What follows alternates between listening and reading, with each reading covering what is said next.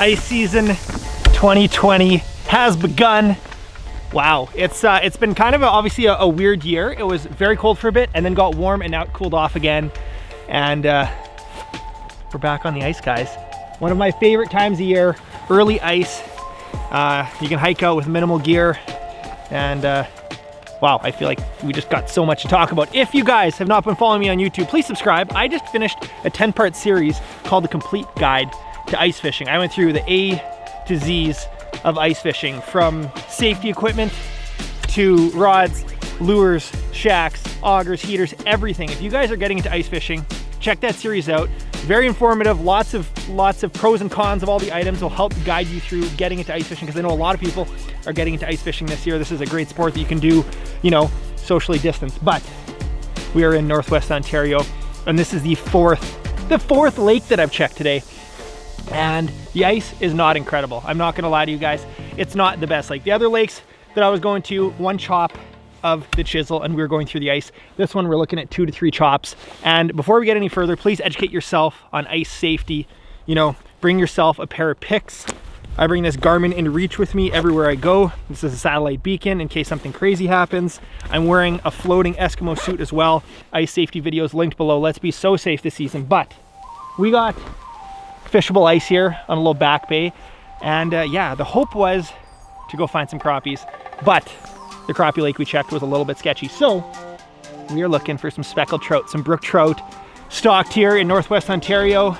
And yeah, I haven't fished this lake through the ice before, so we're gonna give it our best shot. We got a couple hours to fish. I actually didn't really bring my stock trout stuff along. I more so brought my crappie gear along. But we're gonna make the most of it. We're gonna walk out a little ways, check the ice as we go. Guys, welcome to ice season.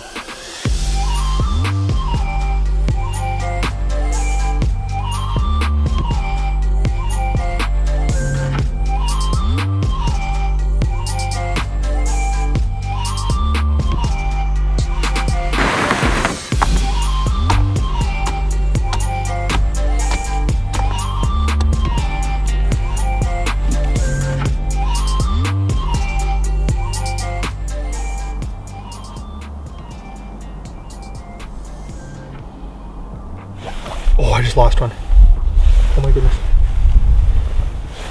Oh, did he just hit my dead stick? He's still down there. He's still down there. Come on. Got him. Got him. Here we go. First fish of the season. We did it. All right, guys. First fish of the year. Beautiful little Northwest Ontario brookie, guys. We're fishing like 2 feet of water. Don't feel comfortable going any further out. And we are on the board. This guy ate both baits, just wanted to get hooked. It's going back. All right, welcome to the ice. You know what? Would I rather been fishing for crappies? Absolutely, but hey, you deal with what you can, and often these small stock trout lakes are the first to freeze, and I'll show you what we're doing today. All right, this is what we got going. Rod number 1, we got a little tungsten jig, a little plastic on the end there. This is light. This is exactly what I use for crappies because I wasn't expecting to fish for stock trout. And then number 2, we got the tiny Ditterbell spoon. And yeah, that fish was aggressive. So cool to come in on the Livescope. I'm actually going to set up a camera to help film the Livescope so you guys can see what happened. It's pretty tough to see what's going on in 2 feet of water, but still pretty neat. I can see the fish darting back and forth.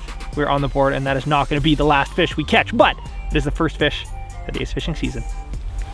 We got the Livescope cam rocking. We got the dead stick, we got the active jigging bait. Probably if I had brought all my trout gear, I'd probably have a jaw jacker set up. That device that loads the rod, and then I'd probably have some trout dough or minnow on it. But this is fine. Hey, we caught a fish. Things are good.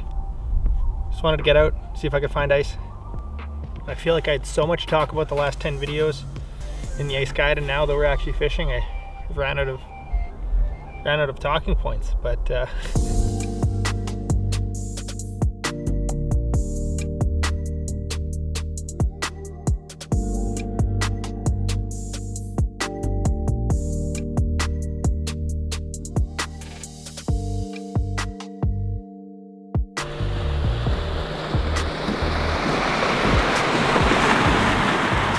it is prime time, it is go time. I haven't been saying much. There hasn't been much going on, but everything's changed. My mood is reset.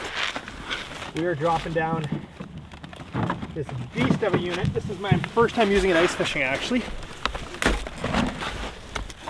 And it's large. This is the Summit Fishing Livescope shuttle. And geez. Yeah, there's a lot going on. Let's get serious. Let's get serious. We're gonna go jig and spoon in the close hole, and I found some live minnows. By found, I mean the guys that are fishing here left them on the ice and they're still alive.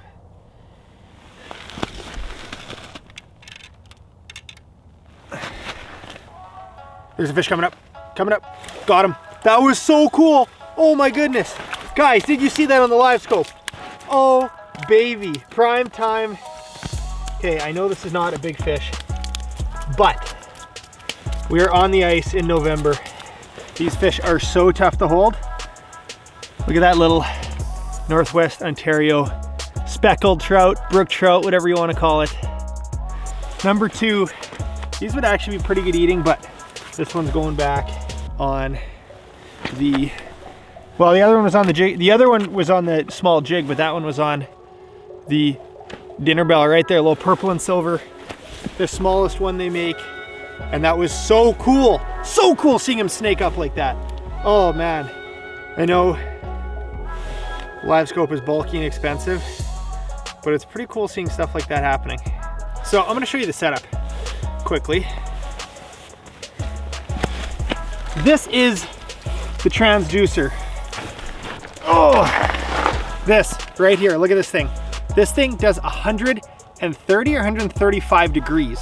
So that's what makes this transducer so special. The transducer and the actual box that powers it, you're looking at like $1,500, $2,000 Canadian. It's not cheap, but we've got the Summit Fishing ice fishing rig on here. And this thing you essentially put in the ice depending on the orientation. Right now I'm fishing with a down orientation. The cool thing about that is then you can show multiple lures, you know, spread out. Instead of bringing 2 flashers, you know, you could fish multiple people with one of these. And then this is the actual kit powered with the big Dakota lithium in there. I'm using the 23 amp hour. You can use the 18 amp hour. But this is my first time fishing with Livescope. And the thing about Livescope versus a flasher, don't get me wrong, flasher's amazing and it's way more portable, more durable, you know, makes sense for a lot of situations. But this, you're seeing real time in that 130 degree plane, so you can see, you know, how those fish are reacting. You can see when they swim away and when they come back. As you can tell, I'm excited. First time on the ice this year, guys. We're catching fish, we're having fun. Yeah. All right, let's get back in the game. 7-8 feet of water. The thing about stock trout is they can be so shallow. They can be in like a foot, 2 feet of water under the ice, so don't feel like you have to go out. And that's another reason why they can be a good thing to chase super early in the year, because you don't have to go far, you can stay near. And you know, worst case scenario, shore is right there, things are fine. Here's one, look at this. Come on. He's staring at it. He's coming up to it. Oh, he darted down. This one's very small. That's okay. Oh, now he's getting bigger. He's just near bottom there. He's not much bigger than my lure, but he's staying around. He's just flickering once in a while. It's a good sign though, there's fish around. Most of these trout lakes across Manitoba, you know, a lot in Northwest Ontario, they're stocked. These are not naturally reproducing fish. There's resources, you know, online where you can figure out when these lakes have been stocked. I think the lifespan of a stocked trout is probably, you know, in that 5 to 10 year range. So just something to keep in mind, you know, if a lake hasn't been stocked for 10 years, probably not worth fishing. If it hasn't been stocked in 5 years, it could be tough fishing, but the fish could be bigger. So on a lake like this, I think it was stocked this year or the year before. So those are some pretty fresh fish that I caught. But hey, release them and one day could be a 4-pound 20-inch brookie, who knows? You know, after doing a fair amount of filming underwater and scuba diving and everything else, you realize how much sound can travel under the ice, under the water. Like it's pretty incredible. And that's just something I think about more and more when I'm fishing is, you know, am I potentially spooking the fish? You know, if I'm stomping around or if I'm talking loudly, I don't know, but you can hear a transducer pinging when you're like 20 feet beneath it. So I'm not sure, you know, it's something that try to figure out, watch their mood and see, but definitely in the shallow water, you know, we got a couple feet of water underneath us, thin ice. I think it pays to be quiet. That's what Sam tells me, at least. Guys, we got 2 trout on the board for first day of ice fishing season. I call that a success. I've never caught a fish on this lake before.